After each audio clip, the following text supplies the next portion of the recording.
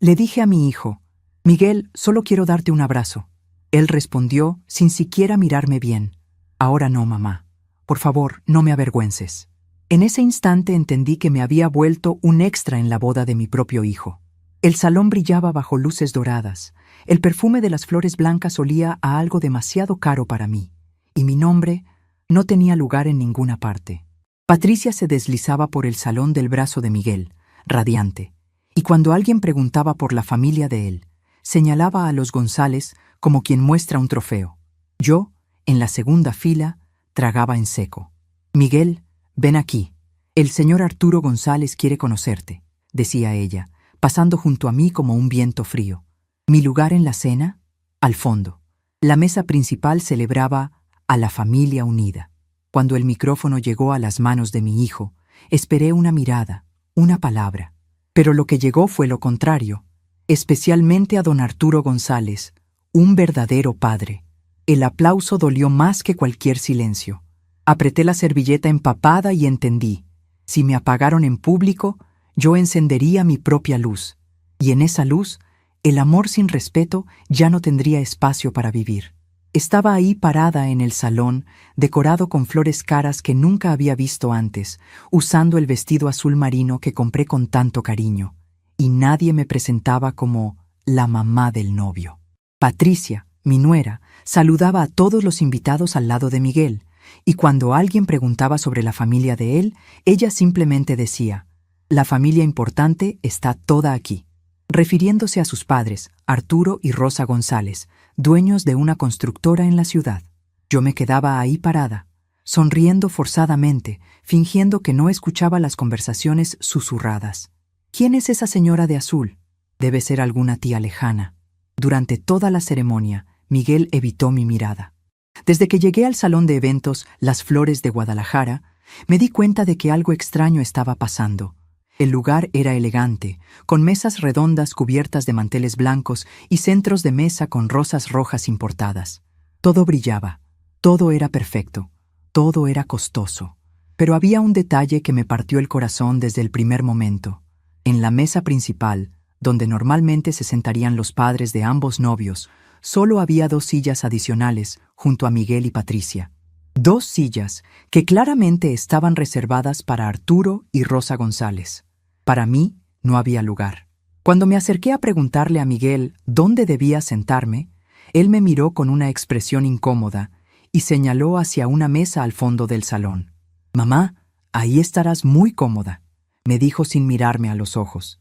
Era la mesa número 15, casi junto a la cocina, donde habían sentado a algunos conocidos lejanos y a un par de vecinos del barrio donde vivíamos hace años. Gente buena, pero claramente no la familia inmediata del novio.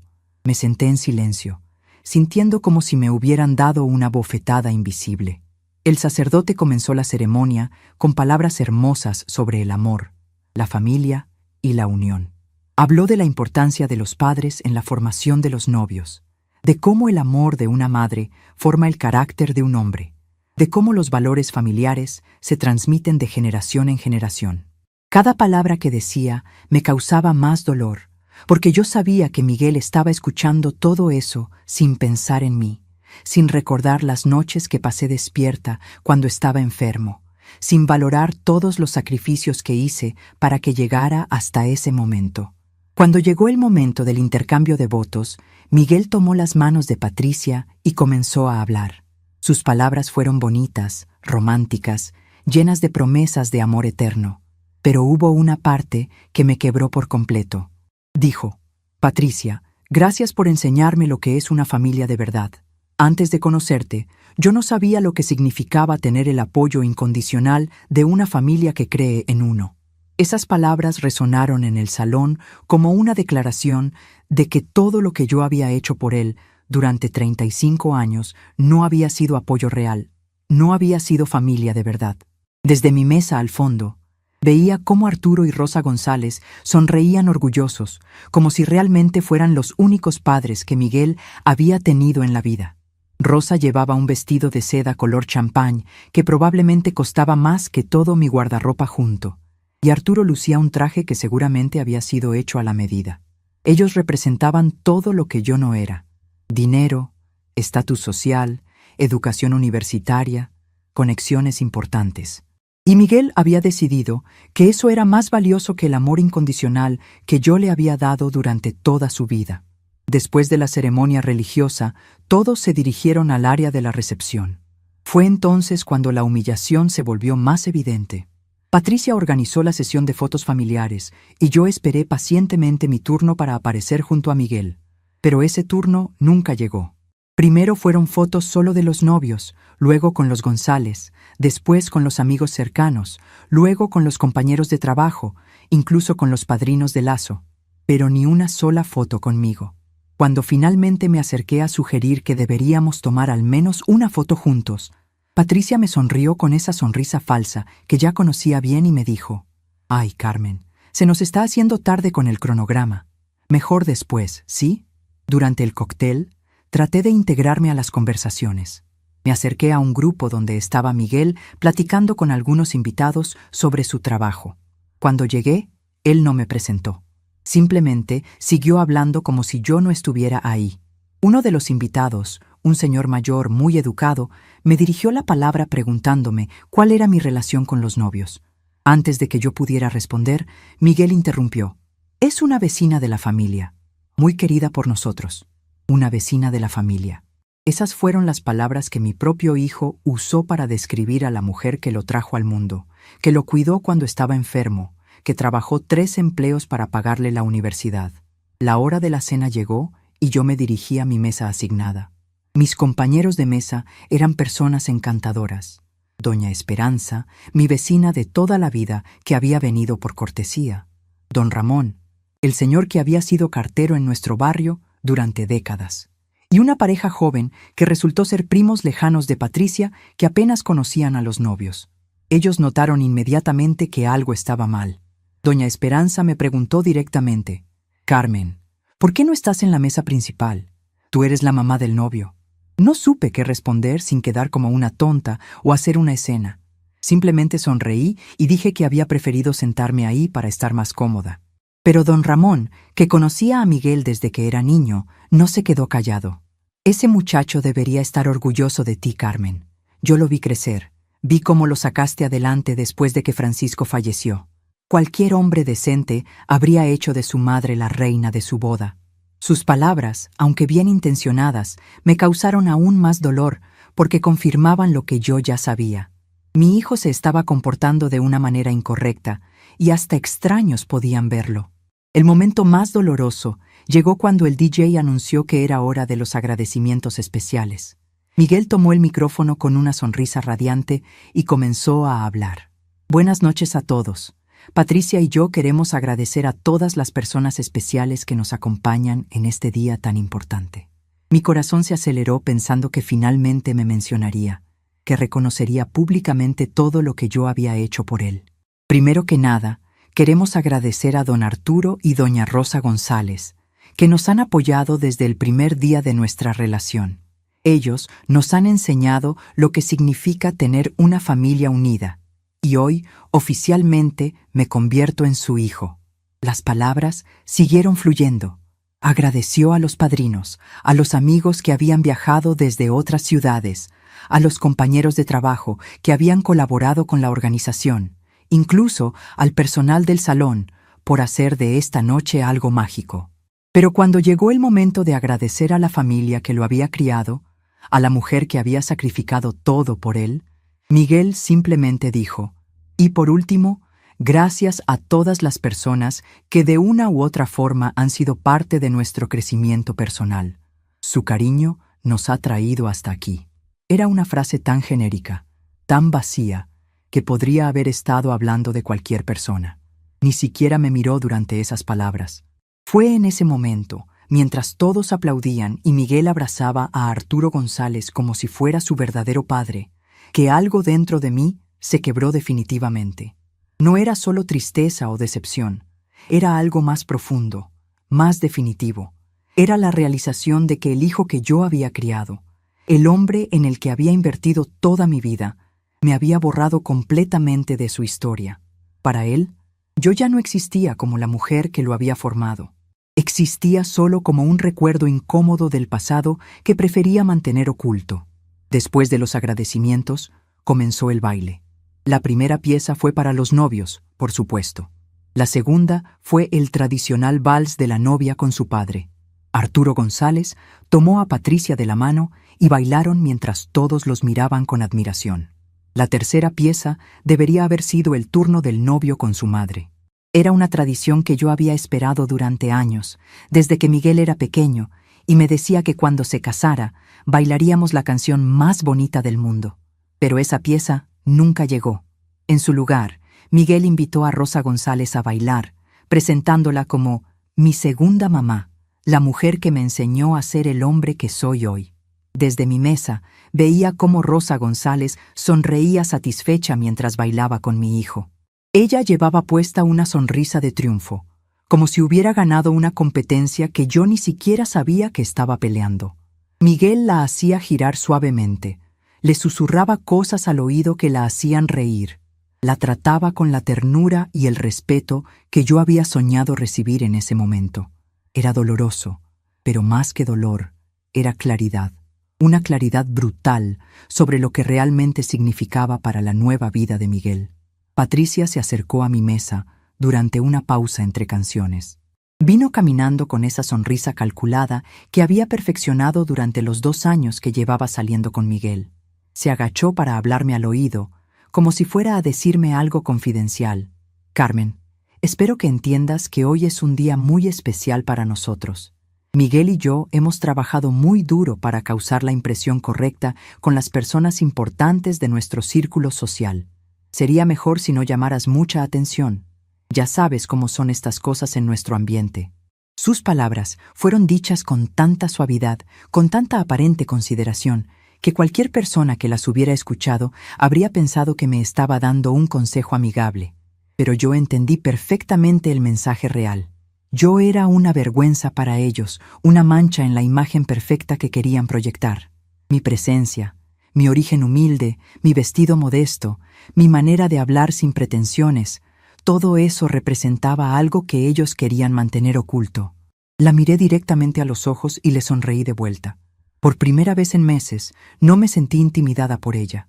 Patricia, le dije con una calma que ni yo misma sabía que tenía. Tienes razón, hoy realmente va a ser un día inolvidable. Pero lo que ninguno de ellos sabía era que yo acababa de tomar la decisión más importante de mi vida. En ese momento, sentada en la mesa 15 del salón Las Flores de Guadalajara, viendo a mi hijo bailar con otra mujer a quien llamaba mamá, algo se despertó dentro de mí. No era rabia, no era venganza, era algo mucho más poderoso. Era la determinación de una mujer que había sido invisible durante demasiado tiempo. El resto de la noche pasó como en una niebla extraña. Comí mi cena en silencio, sonreí cuando era necesario, aplaudí en los momentos apropiados. Pero por dentro estaba haciendo cálculos, tomando decisiones, planeando un futuro que Miguel nunca había imaginado posible. Durante 35 años había vivido para él. Durante 8 años de viudez había seguido viviendo para él. Pero esa noche, por primera vez en décadas, comencé a vivir para mí. Cuando la fiesta terminó y los invitados comenzaron a despedirse, Miguel se acercó a mi mesa por primera vez en toda la noche. «Mamá, ¿te divertiste? Espero que hayas estado cómoda». Sus palabras sonaban automáticas, como algo que decía por obligación. «Muy cómoda, mijo», le respondí. «Ha sido una noche muy educativa». Él no captó la ironía en mi tono. Me dio un abrazo rápido, superficial. El tipo de abrazo que le darías a un conocido al que no has visto en mucho tiempo.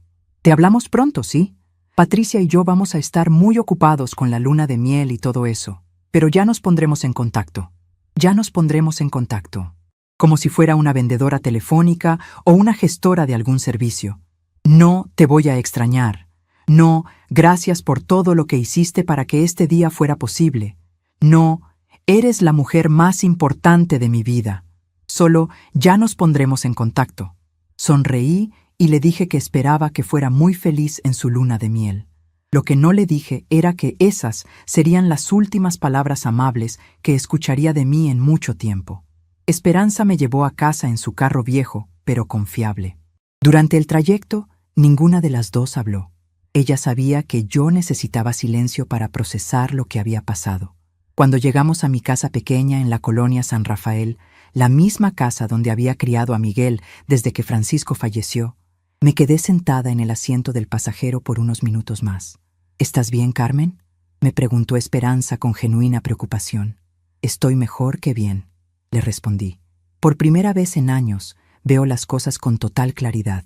Esa noche, sentada en mi cocina donde había preparado miles de comidas para Miguel, donde había hecho su tarea con él durante la primaria, donde había llorado sola después del funeral de Francisco, tomé la decisión que cambiaría todo. Miguel había escogido su familia en su boda. Arturo y Rosa González eran sus padres ahora. Patricia era su prioridad absoluta. Yo era solo una vecina querida que había servido su propósito y ya no era necesaria. Muy bien. Si eso era lo que él quería, eso era exactamente lo que iba a obtener. Pero lo que Miguel no sabía, lo que ninguno de ellos sabía, era que yo tenía recursos, dignidad y fuerza suficiente para construir una vida completamente nueva. Una vida donde nadie me haría sentir invisible nunca más. El juego había cambiado, y las reglas nuevas las iba a poner yo. Después de la boda, regresé a mi casa pequeña en la colonia San Rafael, la misma casa donde crié a Miguel solo después de que mi esposo Francisco falleció. Me senté en la cocina donde preparé miles de comidas para él. Miré las paredes que todavía guardaban sus medallas de graduación y sus diplomas, y comencé a cuestionar todo lo que había hecho durante estos años. Durante 8 años, desde que Francisco falleció, mi vida entera giró alrededor de Miguel. Trabajé como empleada doméstica, costurera, vendedora de tamales, cualquier cosa para garantizar que él tuviera una buena educación. Nunca me volví a casar, nunca viajé, nunca compré nada para mí misma. Cada peso que ganaba lo invertía en el futuro de él, porque creía que un día se sentiría orgulloso de mí. En los últimos 2 años, desde que comenzó a salir con Patricia, Miguel se fue alejando de mí gradualmente. Primero fueron las visitas que disminuyeron. Después, las llamadas telefónicas que se volvieron más raras. Por último, él comenzó a mentir sobre dónde vivía yo cuando le presentaba a Patricia a alguien. Decía que yo me había mudado lejos o que estaba de viaje. Una vez, escuché a Patricia hablando por teléfono con una amiga.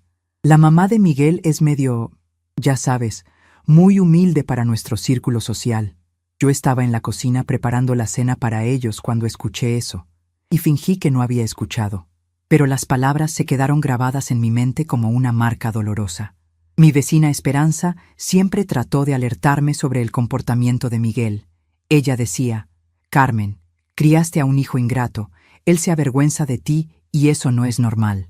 Yo siempre defendía a Miguel, siempre encontraba excusas para su comportamiento. «Él solo está tratando de encajar en el mundo de Patricia», le decía a Esperanza. «Es normal que un hombre enamorado quiera impresionar a la familia de la novia». Pero en el fondo de mi corazón, yo sabía que Esperanza tenía razón. Miguel realmente se avergonzaba de mí, y lo peor de todo era que yo había permitido que eso pasara. Me había vuelto tan pequeña, tan invisible, que hasta mi propio hijo había olvidado quién era yo.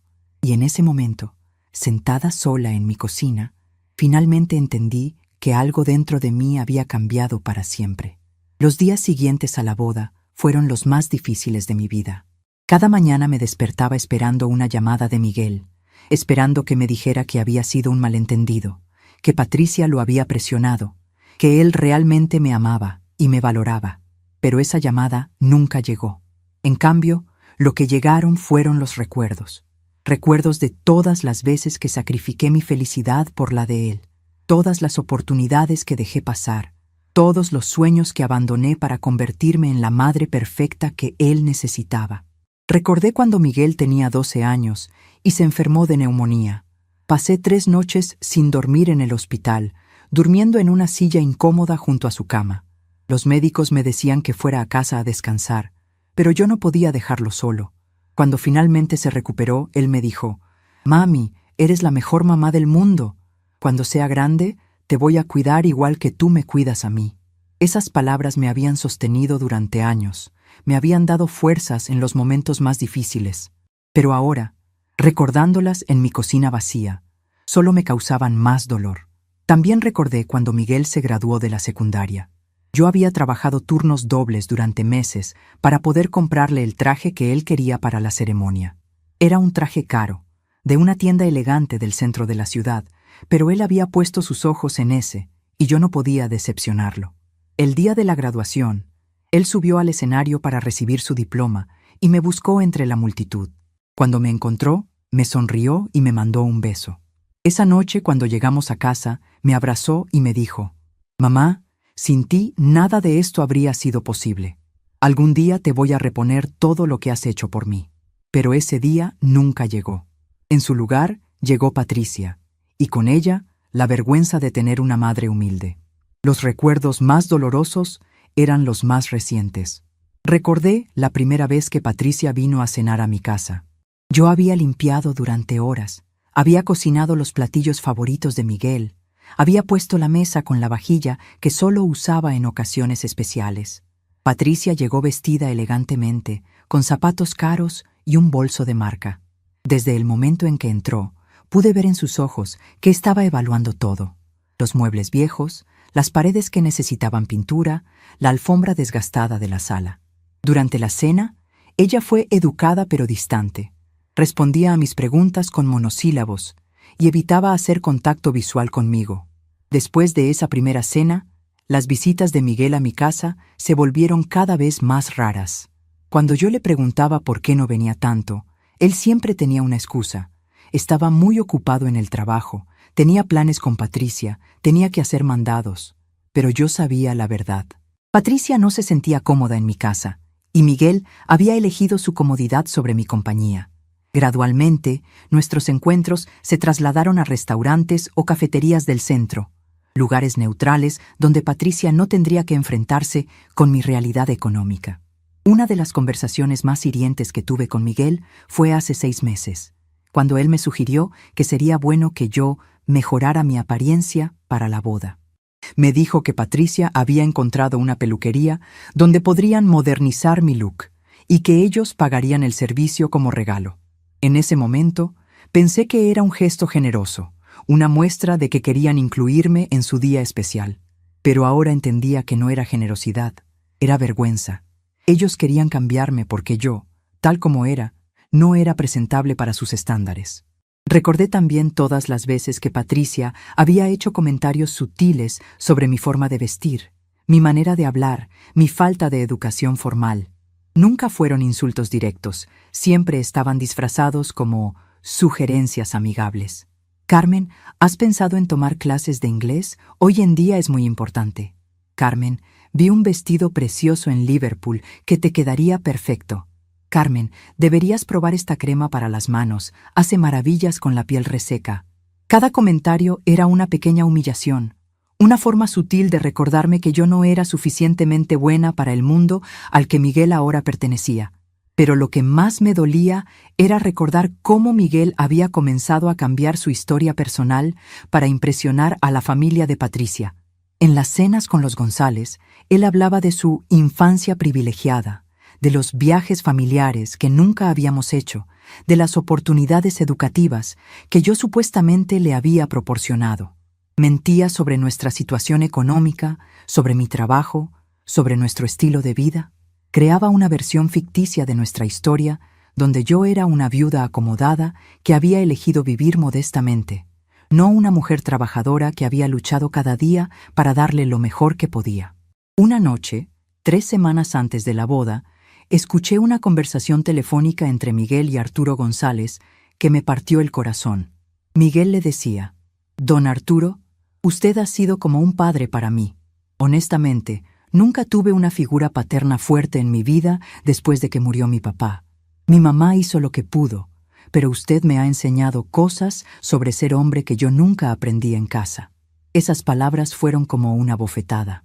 Yo había sido padre y madre para él durante 8 años, había trabajado incansablemente para darle estabilidad y amor, y él estaba borrando todo eso para quedar bien con su futuro suegro. Sentada en mi cocina esa noche después de la boda, también recordé todas las conversaciones que había tenido con Francisco antes de que muriera. Él siempre me decía: «Carmen, Miguel va a ser un buen hombre porque tú lo estás criando bien». Pero no te olvides de vivir tu propia vida también. No te pierdas a ti misma en ser su mamá. En ese momento, pensé que Francisco se preocupaba demasiado, que era natural que una madre se dedicara completamente a su hijo. Pero ahora entendía lo que él había visto, el peligro de construir toda mi identidad alrededor de ser la madre de Miguel. Durante esos días de reflexión después de la boda, comencé a hacer cuentas de todo lo que había sacrificado por Miguel. Había rechazado 3 propuestas de matrimonio de hombres buenos porque pensé que sería mejor para Miguel tener toda mi atención. Había dejado pasar oportunidades de trabajo mejor pagadas porque requerían viajar y yo no quería dejarlo solo. Había vendido las joyas que Francisco me había regalado para pagar la colegiatura de la universidad privada donde Miguel estudió. Había vivido con lo mínimo indispensable durante años para que él pudiera tener ropa de marca, útiles escolares caros y todas las comodidades que sus compañeros de clase tenían. El inventario de mis sacrificios era abrumador, pero más abrumador era darme cuenta de que Miguel no valoraba ninguno de ellos. Para él, todo lo que yo había hecho era simplemente lo que se esperaba de una madre. No era algo extraordinario por lo que debiera estar agradecido. Era mi obligación natural. Y ahora que él había encontrado una familia que podía darle más estatus social y económico, yo me había vuelto obsoleta. Una semana después de la boda, Esperanza vino a visitarme y me encontró llorando en la cocina. «Carmen», me dijo, «no puedes seguir así. Ese muchacho ingrato no merece ni una lágrima más tuya». Pero yo no podía parar de llorar. No era solo por la humillación de la boda. Era por el duelo de una relación que pensé que era inquebrantable. Era el dolor de darme cuenta de que el amor que yo sentía por Miguel no era correspondido, que para él yo era más una carga que una bendición. Esperanza se sentó conmigo y me contó la historia de su hermana Guadalupe, que había pasado por algo similar con su hijo hace años. Lupe también lo dio todo por su hijo, me dijo, y cuando él se casó con una mujer de dinero, también la dejó de lado. Pero ¿sabes qué hizo Lupe? Se reinventó. A los 65 años, aprendió a manejar, se inscribió en clases de baile, conoció a un viudo encantador y se casó otra vez. Ahora es más feliz que nunca y su hijo la busca porque se dio cuenta de lo que perdió. Las palabras de Esperanza me dieron algo en lo que pensar, una pequeña semilla de esperanza de que tal vez no todo estaba perdido. Esa noche, por primera vez desde la boda, no lloré. En cambio, me quedé despierta pensando en la mujer que había sido antes de convertirme en madre, en los sueños que había tenido cuando era joven. Recordé que me gustaba cantar, que había sido buena estudiante en la escuela, que había tenido ambiciones propias antes de que la maternidad las opacara. Por primera vez en años, comencé a preguntarme quién era Carmen Rodríguez, no como madre de Miguel, sino como persona individual. Al día siguiente, hice algo que no había hecho en años. Fui a la biblioteca pública y saqué libros para mí. No libros sobre cómo ser mejor madre o cómo ayudar a los hijos a tener éxito. Libros sobre cosas que me interesaban. Saqué novelas románticas, libros de cocina internacional y una biografía de Frida Kahlo que siempre había querido leer. Por primera vez en décadas, dediqué tiempo a algo que era puramente para mi disfrute personal. También comencé a caminar por el parque todas las mañanas. Durante mis caminatas, observaba a otras mujeres de mi edad que parecían seguras de sí mismas, que parecían tener vidas plenas e interesantes. Veía parejas mayores que caminaban tomados de la mano, grupos de amigas que reían y conversaban animadamente, mujeres solas que leían tranquilamente en las bancas. Por primera vez, comencé a imaginar que tal vez yo también podría tener una vida así. Una vida donde no fuera definida únicamente por mi relación con Miguel. 2 semanas después de la boda, Miguel finalmente me llamó. Su voz sonaba casual, como si nada hubiera pasado. «Hola, mamá. ¿Cómo estás? Patricia y yo ya regresamos de la luna de miel. Fue increíble. Fuimos a Cancún y nos quedamos en un resort todo incluido. Los González nos lo regalaron como regalo de bodas. Escuché su relato sobre las vacaciones costosas que yo nunca le podría haber pagado, y sentí una mezcla extraña de tristeza y claridad. Él estaba compartiendo conmigo los detalles de su nueva vida privilegiada, sin darse cuenta de que cada palabra era un recordatorio de todo lo que yo no podía ofrecerle. Cuando terminó de contarme sobre la luna de miel, esperé a ver si mencionaría algo sobre la boda, sobre cómo me había tratado, sobre la humillación que me había hecho pasar, pero no dijo nada. Para él, aparentemente, todo había sido normal. «Bueno, mamá», me dijo, «ahora que ya estamos de vuelta, Patricia y yo queremos invitarte a cenar el próximo domingo. Vamos a estrenar la casa nueva que nos regalaron los González como regalo de bodas. Otra vez, más regalos costosos de la familia que ahora lo había adoptado como hijo. Miguel», le dije con una calma que me sorprendió, «necesitamos hablar sobre algunas cosas». Hubo una pausa en la línea. «¿Hablar de qué, mamá?». Su tono se volvió ligeramente defensivo. «Sobre la boda», respondí. «Sobre cómo me trataste, sobre cómo me hiciste sentir». Otra pausa más larga. «Mamá, no sé de qué hablas. Te tratamos muy bien en la boda. Te dimos un lugar en una mesa excelente. Te incluimos en todo». Su negación completa de la realidad me confirmó algo importante. Él realmente no veía nada malo en lo que había hecho. Para él, haberme dado una mesa al fondo y haberme presentado como vecina de la familia era tratarme bien. «Miguel», le dije, «no me presentaste como tu madre ni una sola vez en toda la noche». «Claro que sí, mamá. Estás exagerando. Me sentaste en la mesa 15 junto a la cocina. Era una mesa muy buena, mamá. No entiendo por qué te quejas. No bailaste conmigo el vals tradicional de madre e hijo». «Ay, mamá, esas son tradiciones viejas. Nosotros quisimos hacer algo más moderno». Cada respuesta que me daba era una negación de mi experiencia, una invalidación de mis sentimientos, una confirmación de que él realmente no entendía o no quería entender lo que había hecho. Fue en ese momento, escuchando a Miguel minimizar mi dolor y negar la realidad de lo que había pasado, que tomé la decisión más importante de mi vida. «Miguel», le dije, «creo que necesitamos tomar un tiempo para pensar sobre nuestra relación». «¿Qué quieres decir con eso, mamá?». «Quiero decir que tal vez es hora de que los dos vivamos nuestras vidas de manera independiente». Hubo un silencio largo en la línea. «Mamá, estás siendo dramática. Todo está bien entre nosotros». «No, Miguel, todo no está bien. Y hasta que tú puedas reconocer eso, creo que es mejor que no nos veamos por un tiempo». Colgué el teléfono antes de que él pudiera responder. Mis manos estaban temblando, pero no de miedo, de liberación. Por primera vez en 8 años, había puesto mis necesidades emocionales antes que las de Miguel. Por primera vez en mi vida adulta, había defendido mi dignidad sin preocuparme por las consecuencias. Y por primera vez desde la boda, me sentí como si pudiera respirar completamente. Esa noche llamé a Esperanza y le conté lo que había pasado. «Carmen», me dijo, «estoy muy orgullosa de ti. Acabas de dar el primer paso hacia tu nueva vida». Y tenía razón. Sin saberlo, había comenzado un proceso de transformación que me cambiaría para siempre. El duelo por la relación que pensé que tenía con Miguel había terminado. Ahora comenzaba el trabajo de construir la vida que realmente merecía tener. El lunes siguiente, a mi conversación telefónica con Miguel, comencé a hacer algo que nunca había hecho antes: cuidar de mí misma. Llamé al banco donde tenía una cuenta de ahorros pequeña, el dinero que Francisco había dejado del seguro de vida y que yo nunca toqué porque lo estaba guardando para alguna emergencia de Miguel. Para mi sorpresa, con los intereses acumulados durante 8 años, el valor había crecido considerablemente, 43,000 pesos. No era una fortuna, pero era suficiente para darme independencia. También descubrí que tenía derecho a una pensión de Francisco que yo nunca había solicitado. Fui hasta la oficina del IMSS y presenté todos los papeles. La funcionaria me dijo que recibiría retroactivo de 8 años, más 62,000 pesos. Durante las siguientes semanas comencé a hacer cambios silenciosos en mi vida.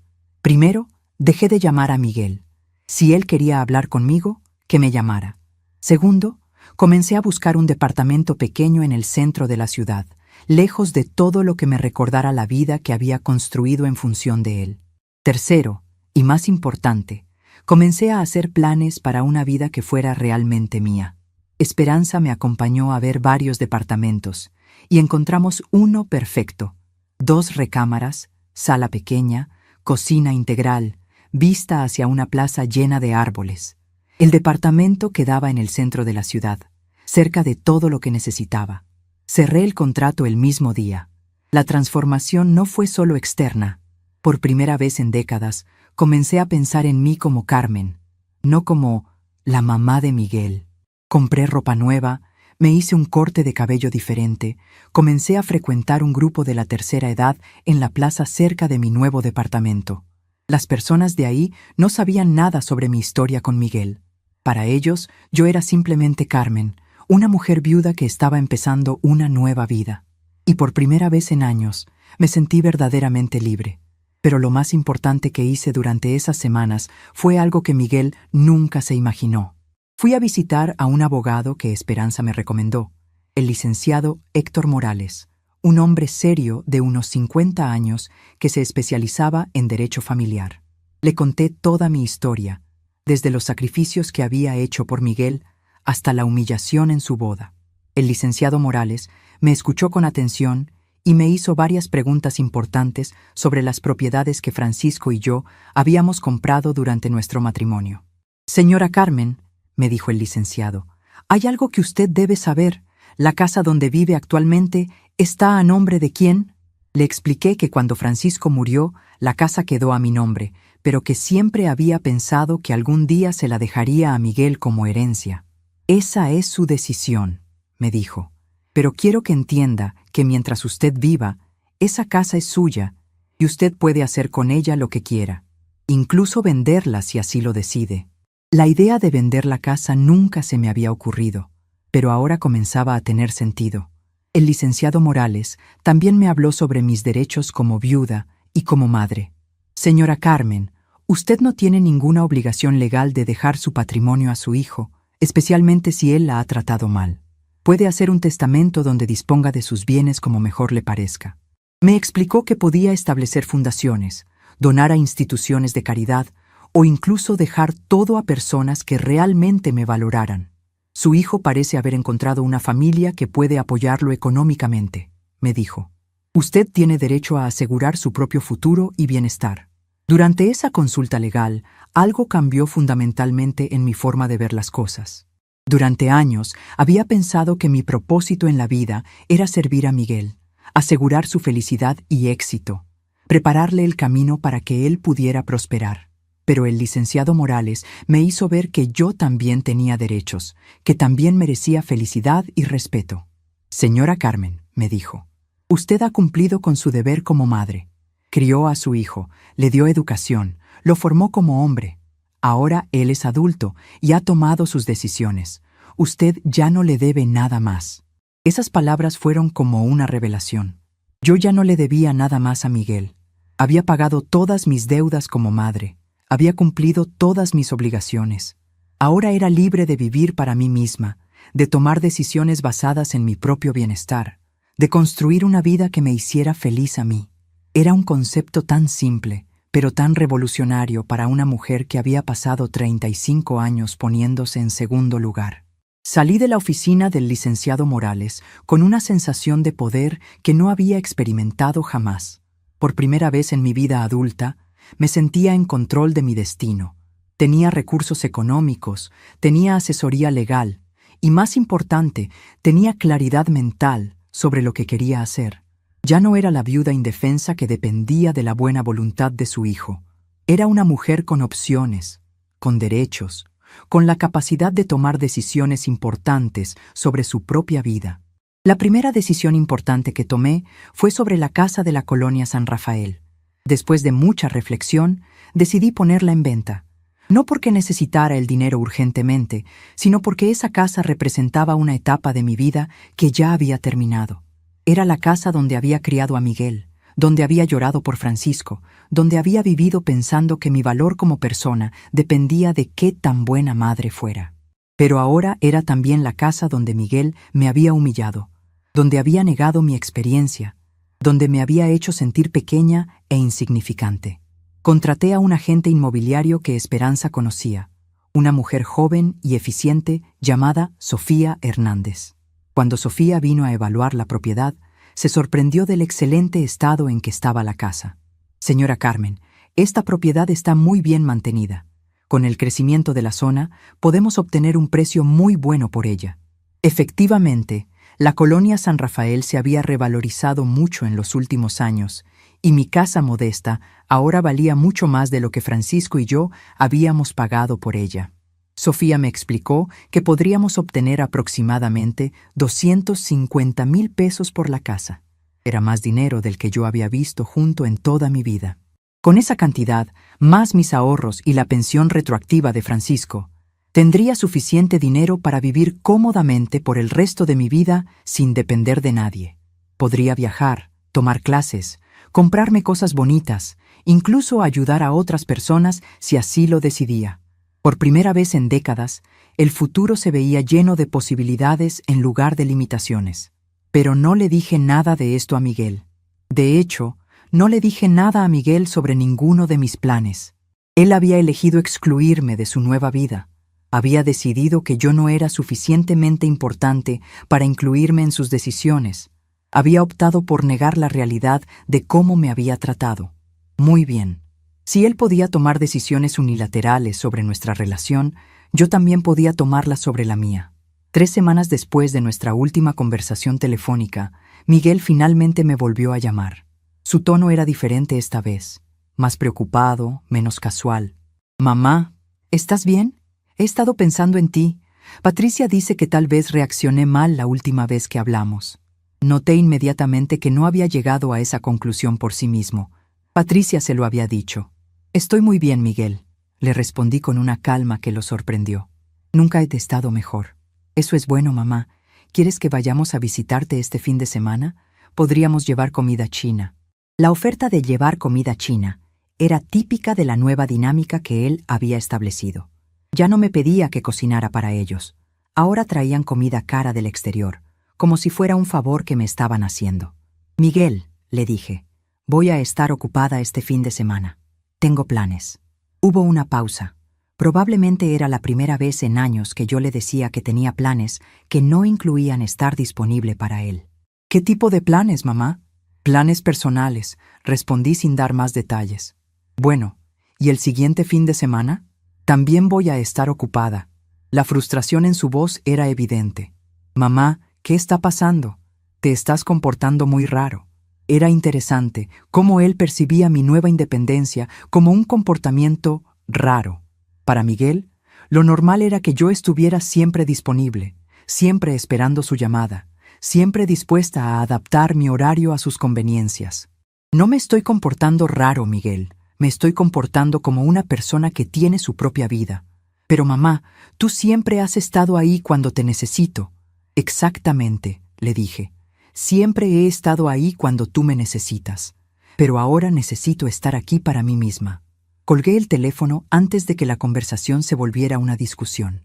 No tenía interés en explicarle mis decisiones o justificar mi nueva actitud. Durante años, él había tomado decisiones sobre nuestra relación sin consultarme. Había elegido alejarse de mí. Había elegido avergonzarse de mí. Había elegido tratarme como si fuera insignificante. Ahora era mi turno de tomar decisiones unilaterales. Una semana después de esa llamada, comencé oficialmente mi mudanza al departamento del centro. Esperanza y su hijo Raúl me ayudaron a embalar mis pertenencias. Fue un proceso muy selectivo. Solo llevé las cosas que realmente tenían valor sentimental para mí. Dejé en la casa todas las fotos donde aparecía con Miguel, todos sus diplomas y trofeos, todas las memorias de una maternidad que había descubierto no era valorada. En mi departamento nuevo, decoré todo pensando en mis gustos, en mis colores favoritos, en mis sueños. Por primera vez en décadas, tenía un espacio que era verdaderamente mío. El día de la mudanza definitiva, Miguel apareció en la casa de la colonia San Rafael sin avisar. Esperanza me había advertido que probablemente intentaría hacer eso, así que yo estaba preparada. Cuando llegó y vio las cajas y el camión de mudanzas, su cara se puso pálida. «Mamá, ¿qué está pasando? ¿Te estás mudando?» «Sí, Miguel, me estoy mudando». «¿Por qué? ¿A dónde vas?» «Me voy a un lugar donde pueda vivir mi propia vida». «Pero mamá, esta es tu casa. Aquí crecí yo. Aquí están todos nuestros recuerdos». Era curioso cómo ahora, cuando yo estaba tomando control de mi vida, él repentinamente valoraba nuestros recuerdos. Cuando le convenía distanciarse de mí, Yo era solo una vecina de la familia, pero cuando se daba cuenta de que estaba perdiendo el control sobre mí, repentinamente éramos una familia unida con recuerdos importantes. Miguel, le dije, estos son recuerdos de cuando tú valorabas tenerme en tu vida, pero esa época ya pasó. Mamá, no sé de qué hablas. Yo siempre te he valorado. ¿En serio? ¿Me valoraste cuando me presentaste como vecina en tu boda? ¿Me valoraste cuando me sentaste en la mesa 15? ¿Me valoraste cuando bailaste con Rosa González en lugar de conmigo? Por primera vez vi en sus ojos que entendía exactamente de qué le estaba hablando. No podía seguir fingiendo que no sabía lo que había hecho. Mamá, Eso fue tu decisión, Miguel, y esta es la mía. Pero no puedes mudarte así nada más.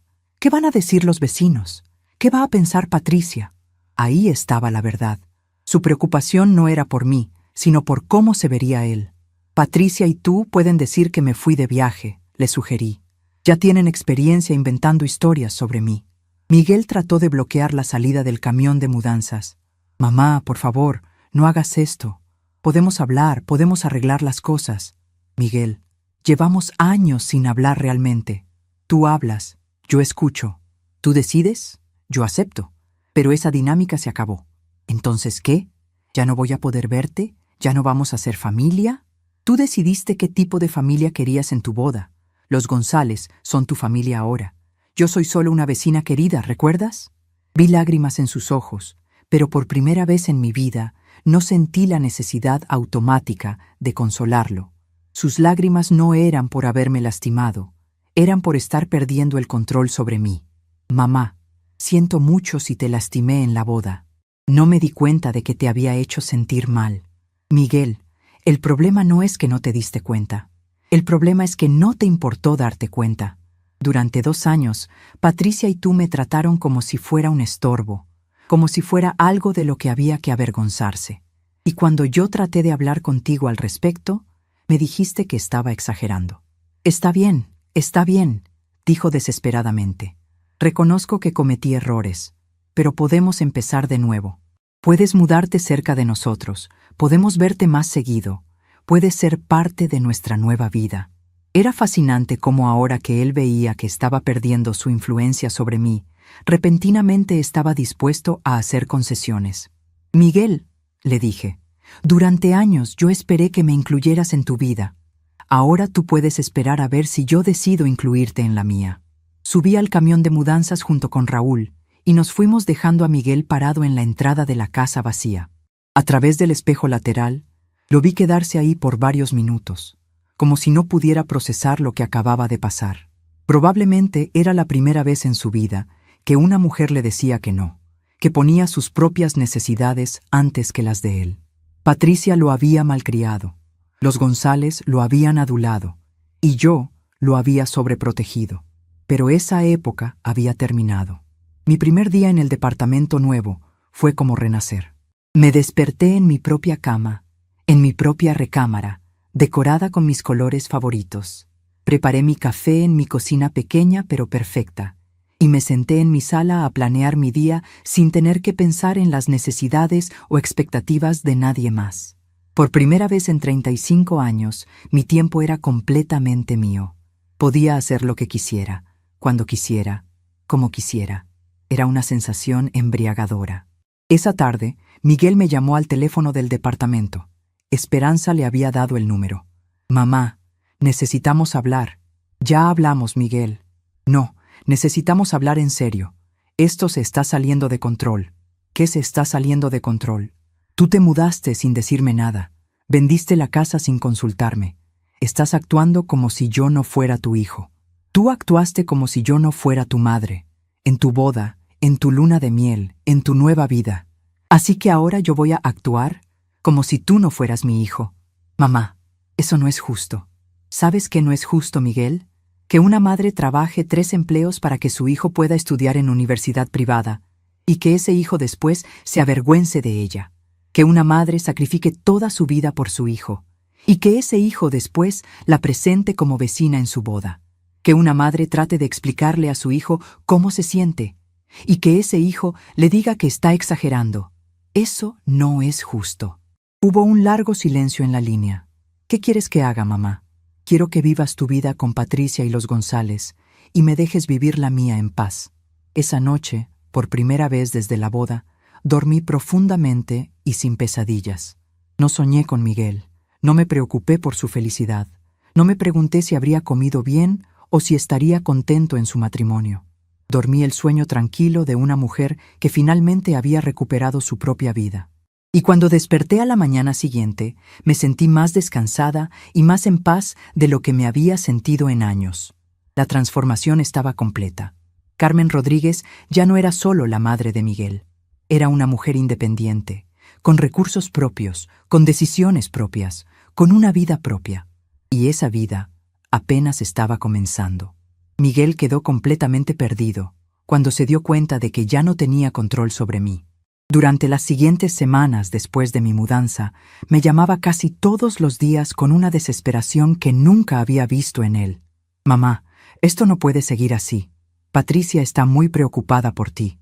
Dice que tal vez estás pasando por una crisis emocional». Era típico de él usar a Patricia como excusa para sus propias preocupaciones. «Miguel», le respondí con una calma que parecía irritarlo, «dile a Patricia que nunca he estado mejor emocionalmente. Por primera vez en años, estoy viviendo para mí misma. Pero mamá, la familia es importante. No puedes simplemente cortar los lazos así nada más. Tú cortaste los lazos cuando me presentaste como vecina en tu boda. Yo solo estoy reconociendo oficialmente lo que tú ya habías decidido». La primera semana en mi departamento nuevo fue como un despertar. Cada mañana me levantaba sin prisa, preparaba mi café en mi cocina pequeña pero perfecta, y planeaba mi día pensando únicamente en lo que me haría feliz. Me inscribí en clases de baile regional en el Centro Cultural, comencé a tomar lecciones de pintura en el parque y me uní a un grupo de lectura en la biblioteca. Por primera vez en décadas, tenía una agenda social que no giraba alrededor de Miguel. Las señoras del grupo de baile me adoptaron inmediatamente. Había 5 de nosotras: Mercedes, una viuda alegre de 70 años, Concepción, una señora divorciada que había empezado una nueva vida a los 60, Amparo, una maestra jubilada, y Luz, una mujer que nunca se había casado y que era la más independiente de todas nosotras. «Carmen», me dijo Mercedes después de nuestra segunda clase de baile, «tienes una energía muy bonita. Se nota que estás empezando algo nuevo en tu vida». Le conté un poco de mi historia, sin entrar en detalles dolorosos, pero explicándole que había decidido enfocarme en mi propia felicidad después de años de vivir para otros. «Ay, mija», me dijo Concepción, «todas hemos pasado por eso. Los hijos crecen y a veces se olvidan de que sus madres también son mujeres con necesidades propias». Sus palabras me confirmaron que no estaba loca, que mi reacción era normal y saludable. Durante el segundo mes en mi nueva vida, algo inesperado sucedió. Miguel apareció en mi departamento sin avisar, pero esta vez no venía solo. Traía a Patricia con él, y ambos se veían muy incómodos. Cuando abrí la puerta y los vi ahí parados, inmediatamente noté algo diferente en su lenguaje corporal. Miguel parecía nervioso, ansioso, como si estuviera preparándose para una conversación difícil. Patricia, por su parte, no tenía su sonrisa artificial de siempre. Se veía genuinamente preocupada. «Hola, mamá», me dijo Miguel. «¿Podemos pasar? Necesitamos hablar contigo sobre algo importante». Los dejé entrar a mi sala, que había decorado con colores que me gustaban y plantas que me daban paz. Se sentaron en mi sofá nuevo, y noté que Patricia miraba alrededor con sorpresa. Probablemente esperaba encontrar un departamento triste y descuidado, el hogar de una mujer mayor que se había dado por vencida. Pero mi departamento era luminoso, colorido, lleno de vida. Tenía libros nuevos en la mesa, flores frescas en jarrones bonitos y fotografías de mis nuevas amigas del grupo de baile. Se veía como el hogar de una mujer que estaba viviendo plenamente, no como el refugio de alguien que estaba huyendo de la vida. «Mamá», comenzó Miguel, claramente incómodo, «hemos venido porque necesitamos tu ayuda con algo». Inmediatamente me puse alerta. Durante décadas, las peticiones de ayuda de Miguel habían sido comandos disfrazados. Cuando él necesitaba mi ayuda, en realidad significaba que yo tenía que resolver un problema suyo, generalmente sacrificando algo mío en el proceso. ¿Qué tipo de ayuda?, pregunté, manteniéndome neutral. Patricia se aclaró la garganta y habló por primera vez. Carmen, estamos pasando por algunos problemas financieros. Era interesante cómo ahora me llamaba Carmen en lugar de usar ese tono condescendiente que había usado durante años. Miguel tomó el control de la conversación. Es que, mamá, gastamos mucho dinero en la boda y en la luna de miel, y la casa que nos regalaron los González venía con algunos gastos que no habíamos calculado. El predial es muy alto, los servicios son caros, y hemos tenido que comprar muchas cosas para amueblarla. Escuché su explicación sin mostrar emoción. Era fascinante cómo ahora, cuando necesitaban algo de mí, yo había vuelto a ser mamá en lugar de vecina de la familia. Entiendo, dije simplemente. ¿Y en qué piensan que yo puedo ayudarlos?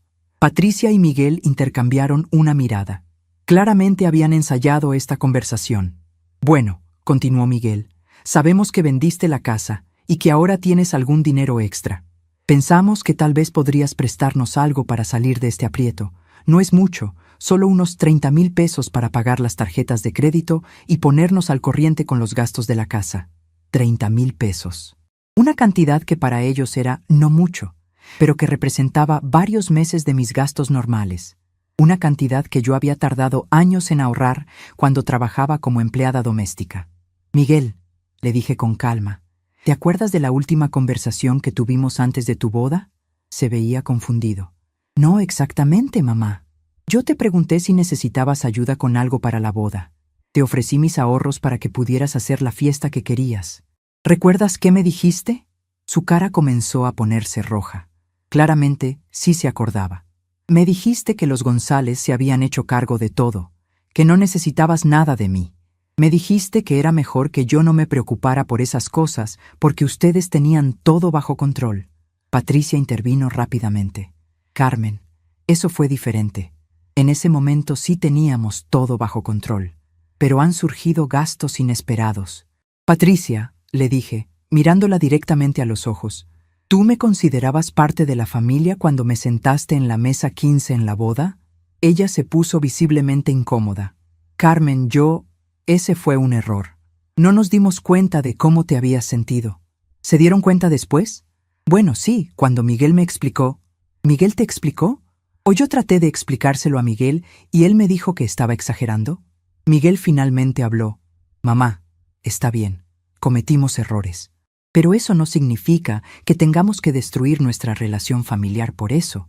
Miguel, le respondí, nuestra relación familiar se destruyó el día que decidiste que yo no era suficientemente presentable para tu nueva vida. Yo no destruí nada. Simplemente dejé de fingir que no había pasado nada. Pero mamá, somos familia. La familia se perdona, se apoya mutuamente. Tienes razón, le dije. La familia sí se apoya mutuamente. Pregúntale a Arturo y Rosa González si pueden prestarte esos 30,000 pesos. Ellos son tu familia ahora. La desesperación en la voz de Miguel era evidente. Mamá, por favor, los González ya nos ayudaron con la casa y la boda. No podemos pedirles más dinero. Se van a dar cuenta de que no sabemos manejar nuestras finanzas. Ah, dije, entiendo. No quieres que tu nueva familia se dé cuenta de que cometes errores financieros. Pero conmigo sí puedes pedirlo, porque yo siempre he estado ahí para rescatarte de tus problemas. No es eso, mamá. Entonces, ¿qué es, Miguel? Es que contigo es más fácil hablar de estas cosas. Miguel, le dije levantándome de mi silla. Durante 35 años fue más fácil conmigo porque yo siempre decía que sí, porque yo siempre ponía tus necesidades antes que las mías, porque yo nunca te pedía nada a cambio. Pero esos días se acabaron. Patricia finalmente mostró su verdadera personalidad. Carmen, no seas egoísta. Miguel es tu hijo. Deberías querer ayudarlo cuando está en problemas. La miré con una sonrisa fría. Patricia, Miguel es tu esposo. Deberías querer resolver tus problemas financieros sin depender de la vecina de la familia. Se levantaron para irse, claramente frustrados porque su plan no había funcionado. Mamá, me dijo Miguel en la puerta, espero que reconsideres tu posición. No puedes estar enojada conmigo para siempre. Miguel, le respondí, no estoy enojada contigo. Estar enojada requeriría que yo todavía tuviera expectativas sobre tu comportamiento, pero ya no las tengo. He aceptado que tú eres la persona que elegiste ser, y yo he elegido ser la persona que merezco ser. ¿Y eso qué significa? Significa que ya no voy a rescatarte de las consecuencias de tus decisiones. Tú decidiste que los González eran tu familia. Perfecto. Que ellos te rescaten. Después de que se fueron, me senté en mi sala y sentí una paz profunda. Por primera vez en mi vida, había mantenido mis límites sin sentir culpa. No había cedido a la manipulación emocional. No había puesto sus necesidades antes que mi dignidad. No había permitido que me trataran como una opción de último recurso. Me había respetado a mí misma, y eso se sentía mejor que cualquier gracias que Miguel pudiera haberme dado. Una semana después, Esperanza vino a visitarme con noticias del barrio. «Carmen», me dijo con una sonrisa pícara, «no vas a creer lo que está pasando con Miguel y Patricia». Aparentemente, habían tenido que vender algunos de los regalos caros que habían recibido en la boda para poder pagar sus deudas. También habían pedido dinero prestado a varios amigos, y algunos ya les habían dicho que no. La gente está empezando a darse cuenta de que viven por encima de sus posibilidades, me contó Esperanza.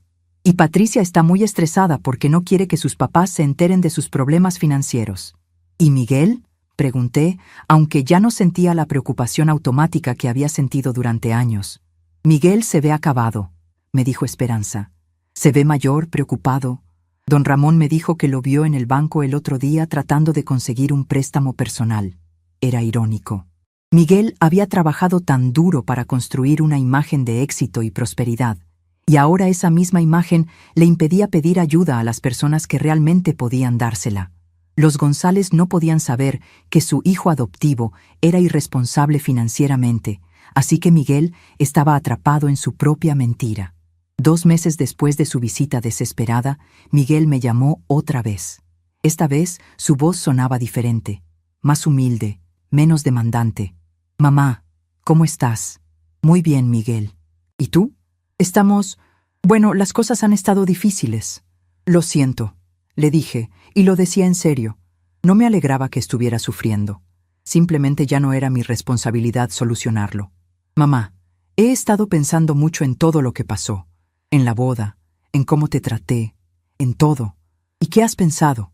Que tal vez no me di cuenta de lo importante que eres para mí hasta que ya no estuviste ahí». Sus palabras sonaban sinceras, pero yo ya había aprendido a no confundir arrepentimiento con cambio real.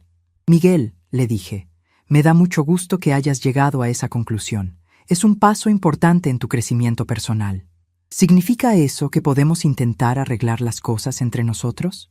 «Miguel, las cosas entre nosotros ya están arregladas. Yo encontré mi paz. Tú encontraste tu familia nueva. Cada quien está donde eligió estar. Pero mamá, yo no quería perder nuestra relación. Miguel, nuestra relación cambió el día que decidiste que yo no era presentable para tu nueva vida. Yo simplemente me adapté a esa nueva realidad». El silencio en la línea duró varios segundos. «¿Nunca vas a perdonarme?», me preguntó finalmente. «Miguel», le dije, «yo ya te perdoné. Pero perdonar no significa olvidar, y definitivamente no significa volver a permitir que me traten mal». «¿Entonces nunca vamos a volver a ser como antes?» «Como antes no, porque antes yo era una mujer que dependía de tu aprobación para sentirse valiosa.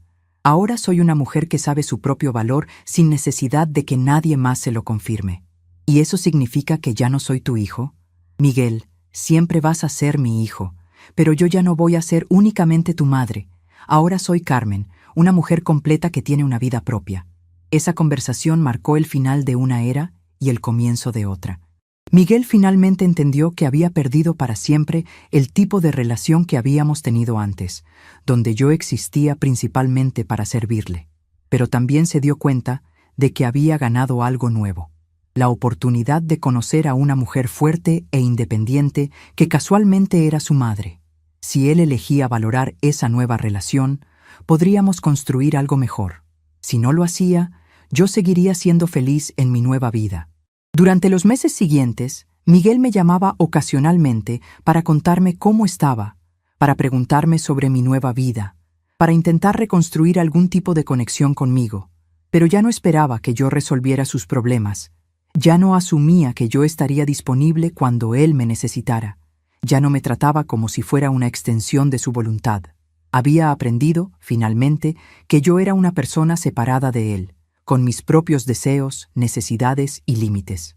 Y yo había aprendido la lección más importante de mi vida, que una madre puede amar a su hijo sin sacrificar su propia dignidad, que una mujer puede ser generosa sin ser una víctima, y que nunca es demasiado tarde para empezar a vivir la vida que realmente mereces.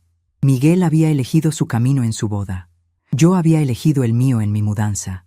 Y por primera vez en décadas, ambos estábamos viviendo las consecuencias de nuestras propias decisiones, como debe ser. 6 meses han pasado desde la boda de Miguel, y mi vida se ha convertido en exactamente aquello que siempre soñé sin saber. Me despierto todos los días en mi departamento del centro de la ciudad. Tomo mi café de la mañana mirando hacia la plaza, leo mis libros sin prisa, cuido mis plantas en la terraza.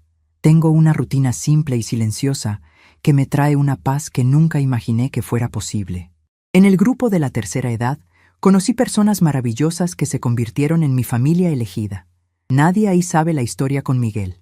Para ellos, yo soy simplemente Carmen, una mujer que decidió vivir los años dorados de su vida de la mejor forma posible. Miguel todavía trata de comunicarse conmigo de vez en cuando. Manda mensajes a través de conocidos, llama de números diferentes, llegó hasta a enviar cartas a mi edificio. Pero yo establecí una regla simple. No pretendo ser parte de la vida de quien me hizo sentir como si no existiera. No es venganza, no es rencor. Es simplemente una decisión de no permitir que nadie más me haga sentir pequeña. Supe a través de comentarios en el barrio antiguo que Patricia y Miguel están pasando por dificultades. Aparentemente, los gastos de la boda los dejaron en una situación financiera complicada, y ahora están viviendo en un departamento rentado mucho más modesto. Las mañanas en mi nueva vida tienen un ritmo diferente. Me levanto cuando mi cuerpo me lo pide, no cuando alguien más me necesita. Preparo mi desayuno escuchando música que me gusta, no el noticiero que Miguel siempre ponía. Me visto con ropa que me hace sentir bonita, no con lo que sea práctico para hacer las labores de la casa de otro. Cada decisión pequeña es mía, y esa libertad es embriagadora. Mercedes, mi amiga del grupo de baile, me dice que tengo una luz diferente en los ojos, una energía que antes no tenía. Carmen me dijo la semana pasada, te ves como una mujer que finalmente encontró su lugar en el mundo. Los miércoles por la tarde son mis favoritos. Es cuando el grupo de lectura se reúne en la biblioteca. Somos 8 mujeres de diferentes edades y trasfondos, pero todas compartimos el amor por las historias y las palabras. Esta semana leímos Como agua para chocolate, y cuando llegamos a la parte donde Tita finalmente se libera de las expectativas familiares, sentí una conexión profunda con su historia. Es curioso, comenté durante la discusión, cómo a veces tenemos que romper con lo que otros esperan de nosotros para encontrar quiénes realmente somos. Las otras mujeres asintieron, y me di cuenta de que mi historia no era única. Muchas de nosotras habíamos tenido que reconstruir nuestras identidades después de años de vivir para otros. En la última semana, Miguel apareció por tercera vez en la portería de mi edificio. El portero me llamó para saber si quería recibirlo. Miré por la ventana y vi a mi hijo ahí abajo, con la apariencia aún más cansada, cargando un ramo de flores amarillas. Las mismas flores que siempre me gustaron y que él nunca había notado antes. Por un momento sentí una pequeña punzada en el corazón, pero entonces recordé el día de su boda, recordé cómo me sentí invisible, recordé todas las veces que fingió que yo no existía. Le dije al portero que no estaba disponible. A través de la ventana vi a Miguel quedarse ahí parado por casi 2 horas, esperando. Cuando finalmente se fue, dejó las flores en la portería con una nota. Mamá, sé que no merezco tu perdón. Sé que tardé 35 años en darme cuenta de lo que significabas para mí. Pero si algún día quieres darme una oportunidad, yo estaré esperando. Con amor, Miguel. Leí la nota una sola vez, después la doblé y la guardé en el cajón de la cocina.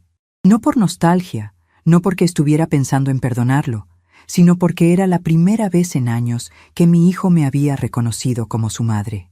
Me senté en mi sillón de la terraza. regué mis plantas y preparé mi té de la tarde. Las tardes en mi departamento tienen una calidad dorada. La luz del sol entra por mis ventanas y ilumina mis libros, mis plantas, mis fotografías de las nuevas amigas que he hecho. Tengo fotos del grupo de baile, del grupo de lectura, de las excursiones que hemos hecho a museos y parques.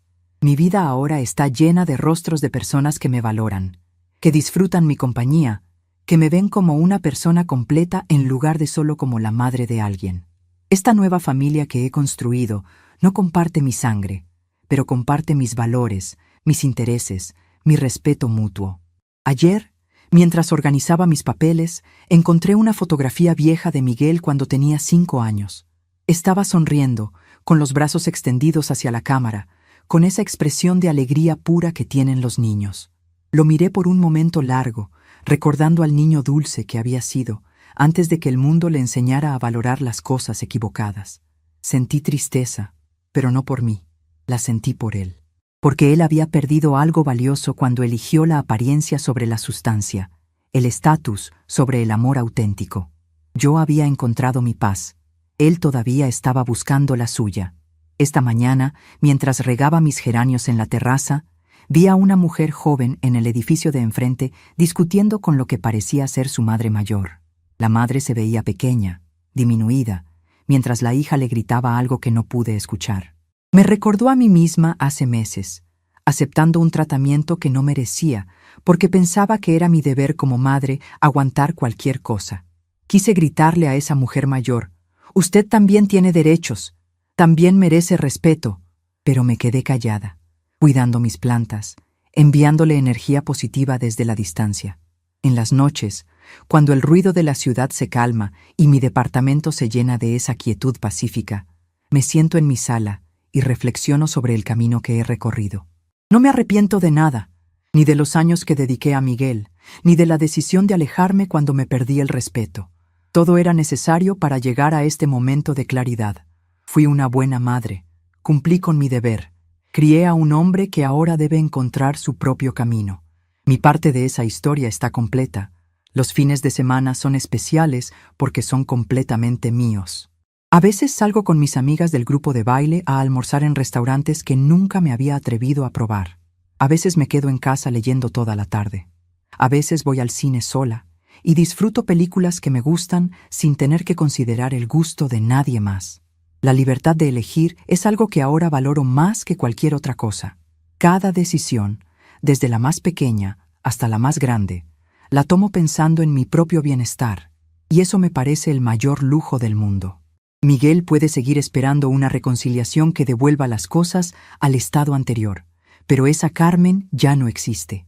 La Carmen que sacrificaba todo por la aprobación de su hijo, que se hacía pequeña para que otros brillaran, que creía que su valor dependía de qué tan necesaria fuera para otros. Esa mujer se quedó en la casa de la colonia San Rafael.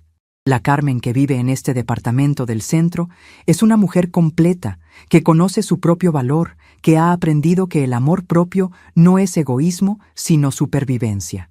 El silencio que elegí mantener no es frialdad, es dignidad, no es castigo, es protección, no es rencor, es sabiduría. Aprendí que a veces el mayor acto de amor hacia uno mismo es alejarse de quienes no pueden valorar lo que uno ofrece. Miguel tuvo 35 años para aprender a valorarme, y eligió no hacerlo hasta que fue demasiado tarde. Esa fue su decisión, y esta es la mía.